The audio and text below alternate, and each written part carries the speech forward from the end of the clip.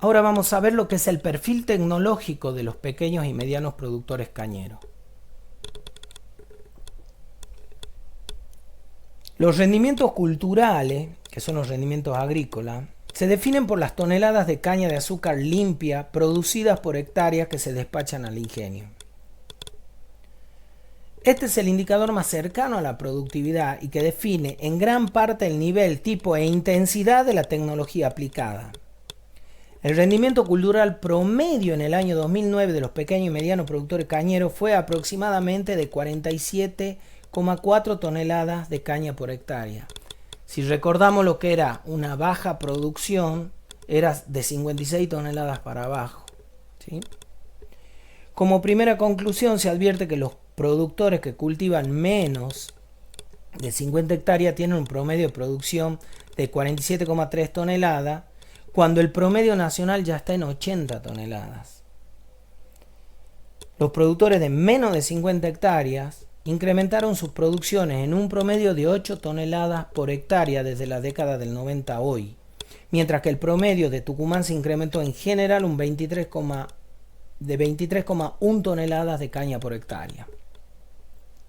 Esta asimetría en la evolución de los rendimientos culturales de los productores de menos de 50 hectáreas y los promedios nacional y provincial estaría explicada en gran parte por la adopción diferencial de las nuevas tecnologías de producción. Algunos informantes calificados destacaron que la no implementación del sistema de manejo agrícola tecnológicamente avanzado está directamente relacionado, obviamente, a un problema de escala. Un productor de los estratos 1, 2 y 3 no tiene la espalda económica, la capacidad económica para hacer frente a las nuevas tecnologías y adoptarlas, y el sistema financiero nacional no ayuda, pues no entrega crédito a este tipo de productores. Ya hablamos más de una oportunidad en la materia de sociología agraria que el sistema financiero argentino no está hecho exclusivamente para la producción, debido a que su sistema de crédito no es un sistema que se adapta a la producción, es normalmente el sistema francés, en el cual se pagan altos intereses hasta el último día de pago de capital. Los demás países que hacen apoyo a la producción utilizan el sistema alemán, a donde el interés se aplica sobre el saldo de lo que se debe, por lo tanto el interés va bajando a medida que vamos pagando. Otra característica muy particular del sistema financiero argentino es que para que te puedan otorgar un crédito, te exigen que tengas propiedades, bienes o dinero superior en un 30% al crédito a otorgarte. Entonces la pregunta es, si tengo esa espalda financiera, si tengo esos bienes, si tengo ese dinero, ¿para qué quiero un crédito?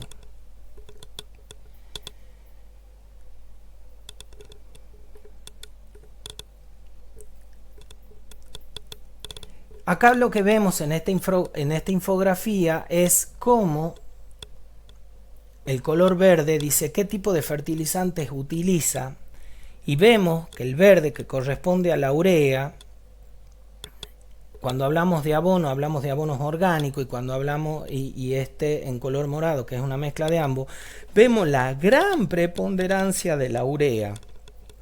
Pero esto, que si bien está hecho para los primeros tres estratos, que acuérdense que el estrato 1 es hasta 5, de 5 a 10 y de 10 a 50, se repite también hasta en las grandes productores, en las empresas, en las sociedades, ¿sí? Esto es debido a una vieja práctica que se da, que quien en realidad provee el abono es el ingenio.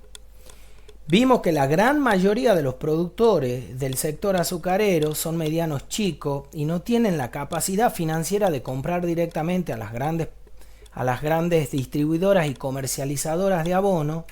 Entonces fue siempre el ingenio quien jugó un papel de intermediario en la relación entre la empresa distribuidora de abono y los productores, debido a que financia a los productores a través de hacerlos firmar contratos a futuro para la provisión de caña de azúcar.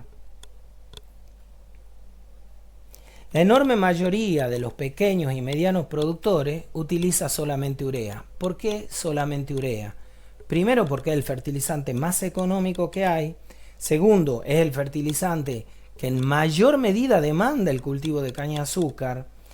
Tercero, porque le es más fácil, como dijimos, el ingenio juega el papel de intermediario, le es siempre más fácil al ingenio negociar por un gran volumen de urea que por pedidos particulares de abonado de cada productor. La producción de caña de azúcar está directamente asociada a la cantidad de fertilizante que se utilice.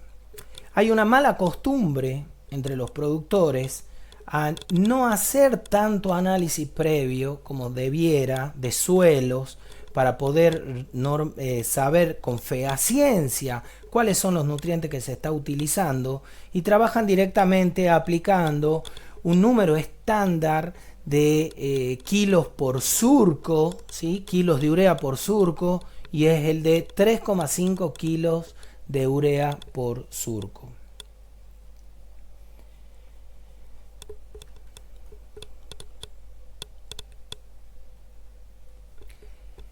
Hemos hablado de los diferentes tipos de productores y hemos hecho hincapié en la gran cantidad de productores, tanto minifundistas como campesinos, como pequeños productores.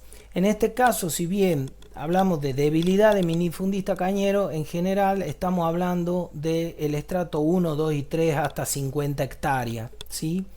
Todos responden y tienen las mismas prácticamente características, y por eso vamos a hablar, como si bien en debilidades de los minifundistas, vamos a hablar de los tres estratos. El principal problema que tienen estos tres estratos es la informalidad fiscal. Cuando hablo de la informalidad fiscal, no estamos hablando de que fueran irresponsables o no quisieran pertenecer al sistema, sino que parte de sus características, como tener sucesiones indivisas, como tener posesiones que tienen más de 100 años, posesiones de la tierra, es regular, vienen desde su tatarabuelo, de su bisabuelo, poseyendo esa tierra, pero no tienen los papeles, hacen esa informalidad fiscal. Esa informalidad fiscal, a su vez, también atenta contra el financiamiento de ellos. La inexistencia casi generalizada de servicios de seguridad social, atención médica y de aportes previsionales en estos tres primeros estratos.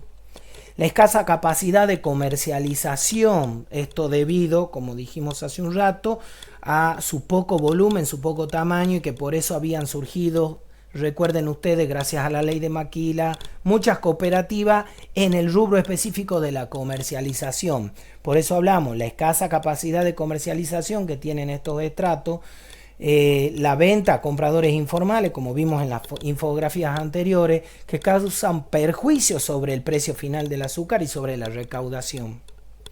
El sistema irregular en la tenencia de la tierra, lo acabamos de explicar, la mayoría con ocupaciones, carencia de título, debido a que, si bien hay una falta de política para la regularización dominial de esas producciones, y como dijimos, son tenencias valederas de la tierra que tienen hasta tercera, cuarta y quinta generación, pero no hay una facilidad en la regularización dominial.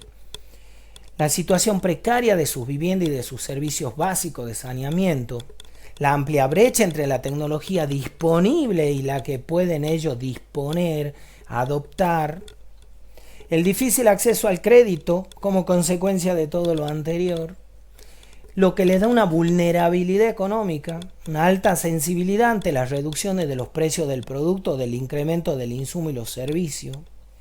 Acceso a los resultados de los análisis es totalmente nulo. Cuando hablamos de acceso de resultados de los análisis, estamos hablando de los análisis fabriles de su propia caña, debido a que para poder acceder a los análisis en ingenio del rendimiento fabril, hace falta contratar el servicio de algún químico, como se dice, para que esté controlando cuando ingresa la caña los rendimientos, y eso es costoso. El incumplimiento de la industria típico de todos los años de la industria en los pagos de los contratos de maquila. Cuando me refiero a pago, estoy diciendo a la entrega del azúcar y de las operaciones de exportación. Hoy en día lo estamos viviendo con prácticamente más de la mitad de los ingenios. No han entregado la totalidad del azúcar a los productores ni han cumplido no solo con pagarle la exportación a los productores, sino con exportar, lo que va a traer graves consecuencias en el precio del azúcar, que si bien vemos que está subiendo, pero van a notar el rebote en el precio en el año venidero. Aparte, estos tres primeros estratos ya dijimos que tienen un promedio de producción muy bajo, de 47 hasta 50 toneladas por hectárea, cuando el piso de la producción baja es 56 toneladas.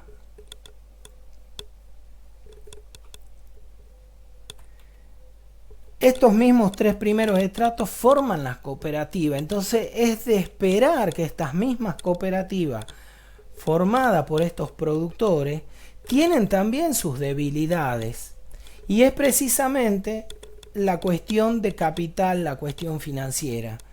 Hay una falta de capital de trabajo para financiar a los asociados. Hay carencia de bienes de capital. No nos olvidemos que esta cooperativa, al estar formada por productores que son de los tres primeros estratos, que tienen una tenencia de la tierra, pero que no tienen regularización dominial, pues la cooperativa obviamente carece de bienes de capital para brindar servicio de apoyo a la producción de sus asociados. Hay una escasa infraestructura en estas cooperativas, como ser galpones, depósitos, balanza para controlar la producción. Tienen graves problemas financieros y precisamente patrimoniales con entidades de crédito. Muchas de ellas en la década del en la década del 90, 2000 accedieron a crédito y no los pudieron pagar precisamente por la misma consecuencia de la desregulación que tiró el precio y no llegaron a adquirir la suficiente cantidad de dinero, obviamente, para afrontar los créditos. Y lo que es muy importante, tiene una alta carencia de información económica y de mercado para poder planificar los sistemas productivos y comerciales.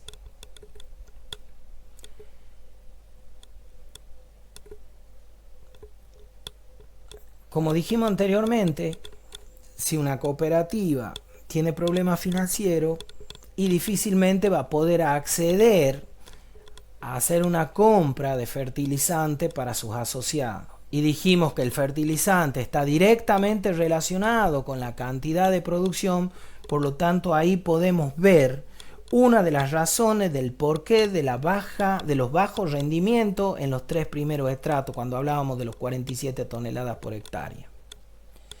Hablemos del parque de maquinaria. El 75,63% de los productores del primer estrato directamente no tienen tractores. El segundo estrato, el que va entre 5 y 10 hectáreas, no llega a la mitad que tienen tractor. Y en el tercer estrato, recordemos, el que tiene de 10 a 50 hectáreas, solo un 68% tiene tractor. ¿Por qué es importante el tractor en la producción cañera? Porque determina la oportunidad de las labores. El abono no se puede poner en cualquier momento, porque mientras la caña crece llega un punto que ya no puede ingresar la maquinaria y el tractor porque daña el cultivo, quiebra la caña. Por lo tanto, el hecho de tener un tractor, aunque sea con un viejo sistema de abonado que son los paquetes cultivadores, poder abonar en tiempo y en forma la caña, debido no solo al crecimiento, sino que después empiezan las temporadas de lluvia y tampoco podemos ingresar al cerco debido a los empantanamientos. Por lo tanto, el abonado se da en un periodo que es entre que finaliza la cosecha y antes de que empiecen las lluvias de noviembre. Si tenemos un tractor, tenemos la oportunidad y eso hace una gran diferencia a la hora de la producción.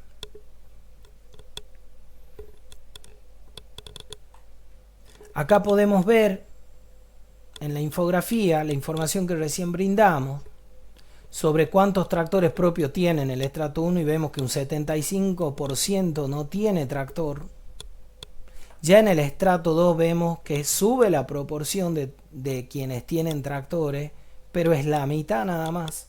Y ya en el estrato 3 sí, obviamente, predominan los productores que tienen maquinaria, pero estamos hablando, si ven, el color verde corresponde a un tractor.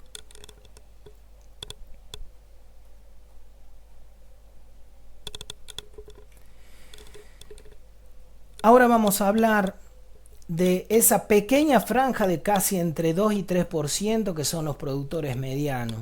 Los que están entre los grandes productores, que tienen escala, que tienen apoyo financiero, que tienen capacidad financiera, que tienen toda su tecnología disponible, y esta gran masa de pequeños y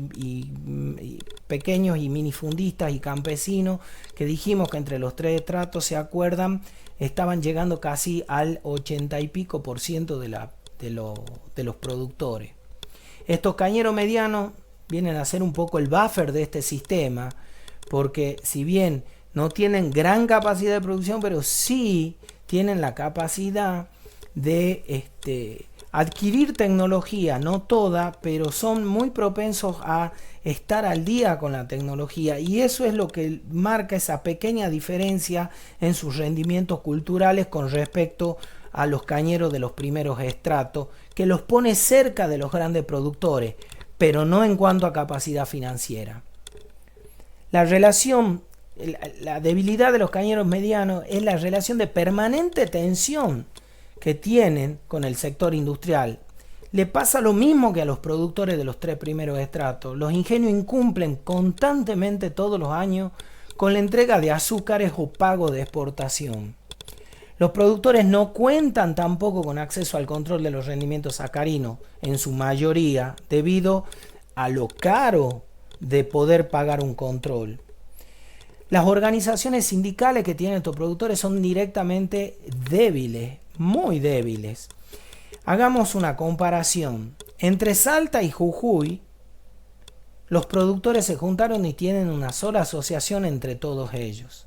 En Tucumán hay 4 asociaciones sindicales y a números del día de hoy ninguna supera los 70 asociados. Recuerden que estamos hablando de que aproximadamente hay entre 5.000 y 6.000 productores en la provincia, y con 4 asociaciones ninguna supera los 70 asociados.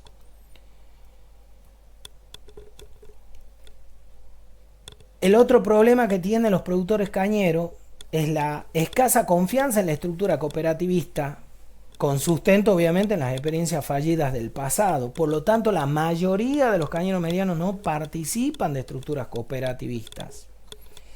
Aparte, el incremento de la superficie de caña plantada en zonas desfavorables para el cultivo. Recuerdan que al principio dijimos que el isoyete 700 es el límite, pero que hoy en día ya se estaba plantando en zonas de 500 milímetros, que lo hacen las grandes empresas, que lo hacen los ingenios. Lo lleva obviamente a que su participación en el total va disminuyendo.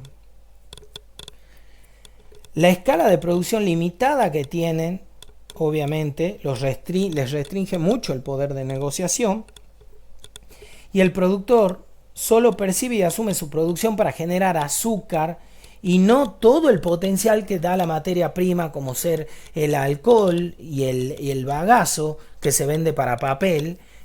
Ninguno de los productores recibe ese alcohol o ese bagazo. Entonces, estos productores medianos, que si bien tienen un poco de capacidad de escala, pero tampoco reciben todo el potencial de esa materia prima, lo que los hace año a año a ir descapitalizándose. Y recuerden que dijimos al principio que hubo una alta concentración en la actividad en los últimos 15 años aproximadamente, y eso se notó donde en los productores medianos empezaron a desaparecer, a ver cada vez menos. Ahora, hay un detalle que es muy importante en el productor mediano y que es totalmente rehén de la industria azucarera, debido a que el productor mediano normalmente tiene su propia cosecha y su propio transporte, pero aún así, por una cuestión de costos, que lo dijimos anteriormente, como cosecha y flete participa casi en el 50% del costo de producción de la bolsa, o sea, de lo que vale la bolsa, la mitad se va a cosecha y flete, el productor mediano no puede llevar su caña a una distancia mucho más allá de entre 20 y 25 kilómetros, debido a que empieza a ser no favorable económicamente, empieza directamente, lisa y llanamente, a perder plata. Por lo tanto, él no puede exceder los 20 a 25 kilómetros por el precio del azúcar mismo, y eso lo hace rehén del ingenio de su zona. Por lo tanto, el productor, primero, no recibe ingresos extra, segundo, va desapareciendo proporcionalmente con al crecimiento de superficie que van más allá de la isoyeta de los 700 milímetros, no recibe parte como pago lo que su materia prima genera de bagazo y alcohol. Por lo tanto, tiene una vulnerabilidad económica grande, considerando encima que es el productor que, si bien está inscripto en AFIP, debe pagar impuestos, tiene empleados, tiene toda una estructura que mantener, lo que lo hace muy vulnerable a las altas y bajas del precio. Bueno, ¿cuáles son las perspectivas que tiene el sector azucarero a hoy? Resulta evidente que la situación actual del sector no es muy buena. Hay superproducción permanente en el sector azucarero, bajos precios internacionales siempre. Recordemos que el mercado internacional del azúcar está conformado por los excedentes de azúcares de los países productores. Por lo tanto, tiene un precio, es un commodity de precios muy planchados. Hay una ausencia del Estado en la planificación y ordenamiento del sector. Dijimos que Argentina es el único país que no tiene su mercado interno regulado por el Estado. Cabe preguntarse si esta situación se podrá mantener en el futuro y de qué modo se puede mejorar. En realidad se espera que sigan aumentando estas condiciones que acabamos de decir, y también que siga aumentando la producción por la tecnología, que permanentemente se va generando nueva tecnología de producción, entre ellos variedades cada vez mejores, más resistentes, más productoras, como estas últimas variedades que sacó la estación experimental. Hay una ampliación de los cañaverales de Salta y Jujuy. Por lo tanto, si hay ampliación de los cañaverales tanto de Salta y Jujuy, dijimos que acá en Tucumán también se estaban ampliando, es obvio que vamos a tener nuevamente, como otros años, excedente de azúcar. Es factible que la productividad del sector siga manteniéndose e incrementando, ¿sí? Como conclusión, podemos afirmar que las perspectivas, si bien son favorables con respecto a la producción, no son muy favorables con respecto a lo financiero y económico. En el nuevo escenario internacional, paralelamente, hubo una disminución en los subsidios aplicados por la Unión Europea. Recordemos que la Unión Europea produce azúcar de remolacha, pero es carísima la producción de azúcar de remolacha. Por esto, la Unión Europea, los países de la Unión Europea tienen una cultura de años de subsidio a sus productores. No por una mala práctica comercial ni una deslealtad comercial a nivel internacional, sino que por tradición son países que apoyan mucho a sus productores debido a que reconocen en sus productores el tejido social que sostiene esos países. El caso más emblemático que se conoce, por ejemplo, es el de Francia, como subsidia a sus productores de trigo, siendo que a Francia le cuesta menos de la mitad comprarlo en el mercado internacional, pero Francia sigue subsidiando a sus productores de trigo debido a que reconoce en ello el tejido social que ha hecho que Francia sea hoy lo que es. Ahora bien, hay una gran oportunidad en el mercado con el tema de los biocombustibles. El tema del petróleo conocemos todos que es una energía altamente contaminante y poco a poco va a ir cayendo en desuso, eso lo vamos viendo. Hoy en día ya prácticamente todas las empresas automotrices tienen 1 a 2 modelos eléctricos, y en el caso por ejemplo de Brasil, que tiene casi 12 millones de vehículos que funcionan netamente a alcohol, tenemos una gran perspectiva con el tema de las energías, de las bioenergías o de las energías renovables, ¿sí? De los biocombustibles, y eso genera una expectativa de mayor crecimiento del sector. Pero recordemos, todavía este país no tiene regulado el sector azucarero de manera tal que podamos encaminarnos hacia una producción de manera sustentable y sostenible. Si bien hay una ley, como la nombramos en su momento, que es la ley que obliga al corte de combustibles con alcohol, y que hace 4 o 5 años se incrementó al 12%, lo que no implica que sigue sobrando la producción de azúcar en este país, y recordemos que los productores no participan en el alcohol, por lo tanto los productores solo viven del precio del azúcar, y sigue sobrando ese azúcar producida en el país, por lo tanto se exporta a pérdida, ¿sí?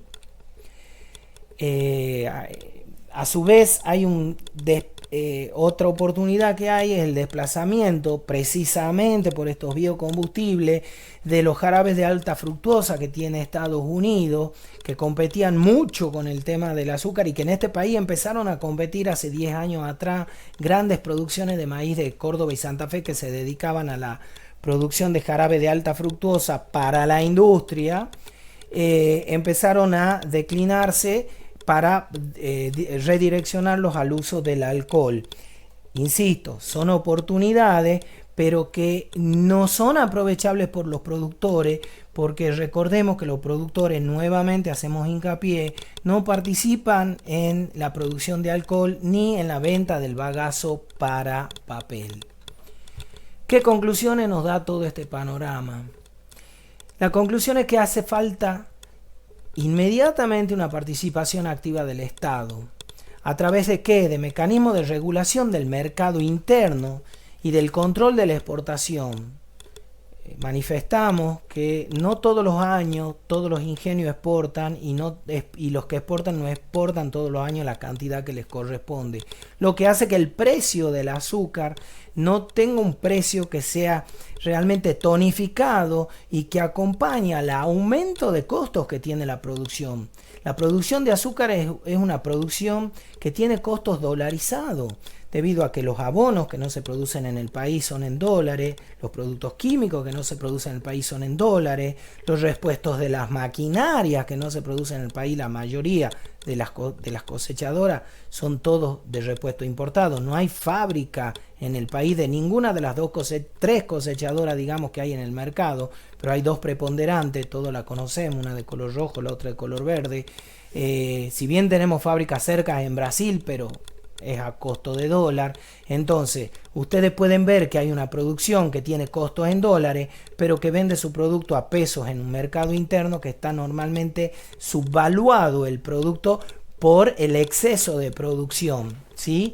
Y una parte de esa producción obligada a exportar para tratar de tonificar el mercado interno hace que se exporte a pérdida.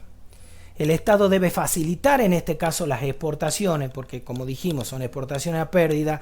Debería facilitar las exportaciones, colaborar en muchos sentidos, desde el apoyo logístico, financiero y simpleza en los trámites, para poder desahogar el mercado interno y que tenga un precio acorde a los costos de producción. Este aumento de la participación de los biocombustibles, si bien ayuda, pero la realidad es que hasta el día de hoy no se cumple con la cuota. ¿Por qué? Porque en el momento que sube el precio del azúcar, destinan la producción a más azúcar y no a más alcohol. Habría que también, como última medida, hacer una adecuación a los sistemas impositivos y crediticios, adecuación a la realidad de tanto los productores pequeños como las pymes, para que puedan afrontar lo que es esta maraña impositiva que les cuesta tanto a los productores, sobre todo a las pymes, que son las que están blanqueadas y que tienen la declaración, digamos, porque como dijimos, los pequeños productores no tienen una regularización nominal y las pymes sí lo tienen, entonces les cuesta mucho afrontar la alta carga impositiva que tiene este país y que todos conocemos ya por los medios, que ronda entre el 65 al 73% de presión fiscal. Sobre todo, el último punto y no menos importante, hay que hacer un hincapié en que la industria, y bien se dice industria azucarera, está basada en un monoproducto, no en un monocultivo. Desde que empezó el cultivo como tal, allá en la etapa colonial, solo se produjo azúcar. Hoy en día, países como Colombia, Brasil que lo nombramos, México, Australia, Sudáfrica, no hacen caña de azúcar para producir azúcar. En realidad hacen caña de azúcar para producir los más de 24 subproductos que tiene la caña de azúcar. Productos que tienen muy alto valor en algunos casos, como el ácido cítrico para la industria cosmética, el citrato de calcio para los alimentos. Caso de Alemania, que tiene por ley prohibido envasar alimentos con sustancias plásticas, y ese papel film que todos vemos en las bandejas de alimentos normalmente cuando compramos un alimento acá, que para nosotros es plástico, que proviene de la industria petroquímica, en Alemania es de azúcar. La fabricación de vinagre, de tinturas, ¿sí? El biogás resultante de la masa verde de los restos de cosecha de la caña de azúcar, el azúcar orgánico que tiene tan alto precio en el mercado europeo, edulcorantes naturales como la sucralosa.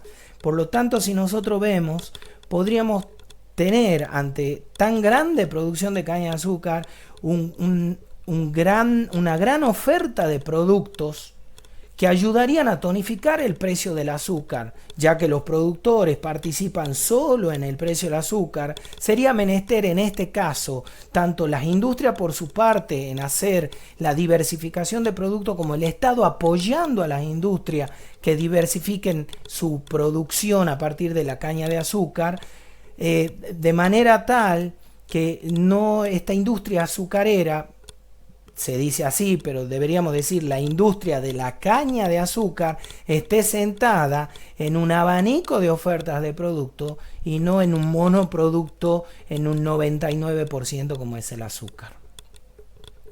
Bueno, hasta acá, muchísimas gracias, y toda duda y consulta no duden en referirse a la cátedra.